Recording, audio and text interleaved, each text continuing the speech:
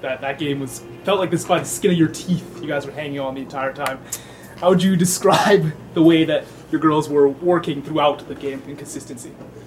You just said the word. Consistency, right? We were very inconsistent, but I think they were too. Like it's the first match of the year. If I can squeak, if the girls can squeak out a win and learn something from there. Some girls were put in some real pressure situations. Let's be honest, we gave it away in the fourth set. Mm-hmm. At the end of the game, we made 3 unforced errors. And those are things we work on and talk about all the time. So I like it because we're banking things for February. Right. I mean, that's all we talk about, but boy, would I like it to be smoother? Absolutely. For sure. But I'm proud they muscled through it. A girl that maybe made a mistake early came back and made a good, a solid play that got us the win. So I'm glad of that. For sure. That smoothness is what you're going to be looking for going on. Oh, absolutely. It's so rocky right now because kids are being put into situations they haven't been in before. Absolutely. There's that core of 4 or so that have, but everybody else is, oh wow, I never did this before. And it's league now. Yeah. We talked about it with the preseason. For sure. We've done all this stuff, but now the pressure's on, so it was good. Yeah.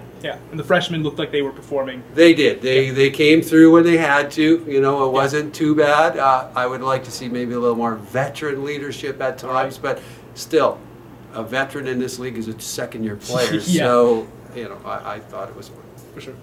All right. Thanks. Can you talk about the play of fifth-year veteran Caitlin Melnick?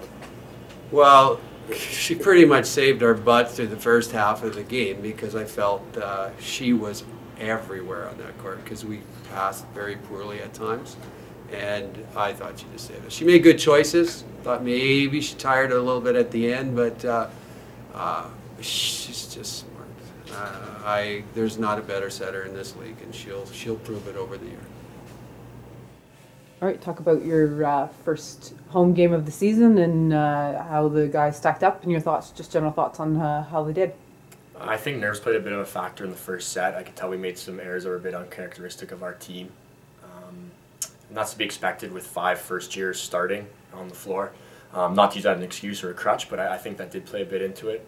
In the second and third set, we did play a bit better. I thought we started to play our system, but too often we waited too long to get back to our system and to side out. And against a good team like Red Deer, you can't give them runs of 3, 4, 5 points. Okay.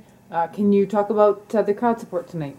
It was awesome. It was a pretty full house. It was really nice to see a lot of fans out, a ton of alumni, which is great to see. And after the game, they were talking to the guys. And I think it's awesome for our guys to be able to look up in the crowd and see that alumni support and recognize that, hey, those guys were here first and they came before us. And it's nice for the alumni to look down because they start reminiscing about what it was like to play here and their memories in this gym. And I think it's just a really nice atmosphere. Okay, and can you talk about your player of the game, Jeff Robbins, and filling in tonight for an injured player, and I'll let you explain that. Yeah, so Jeff was filling in for Sean Peaster, who rolled his ankle. And you can't say enough about a guy like that. Again, he works hard in practice. He's ready to go all the time. He came in and did a very good job tonight. He really stabilized our passing, which is obviously such a huge element at this level. We need that ball control, and he did a good job of that. And when he was set, he did a good job managing the game. He didn't make a lot of errors. He found a way to either score or put them in trouble to get us a free ball back. And that's important because that's our system. And we know we're not going to kill the ball on the first swing all the time. So I thought he was the guy of our 7 starters tonight that did the best job in our system.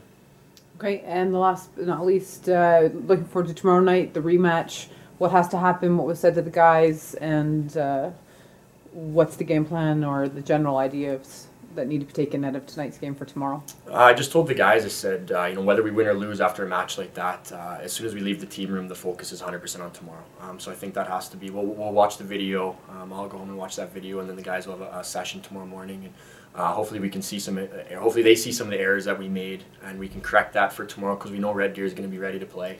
They're going to be better tomorrow. Their gym's a little bit different atmosphere. It's loud. It's a little smaller, so we know they're going to be very excited to play their home opener as well. So I think we just need to. We talked a bit in the team room after the game about some of the errors we made and why we made them. But I think our focus right now is solely on tomorrow and just being better. And I told them that's the beauty of sports. Tomorrow's a new day, and we get a chance to compete and battle. And hopefully we really enjoy that competition. We know we're playing a quality opponent, and they got to enjoy it. They got to love battling.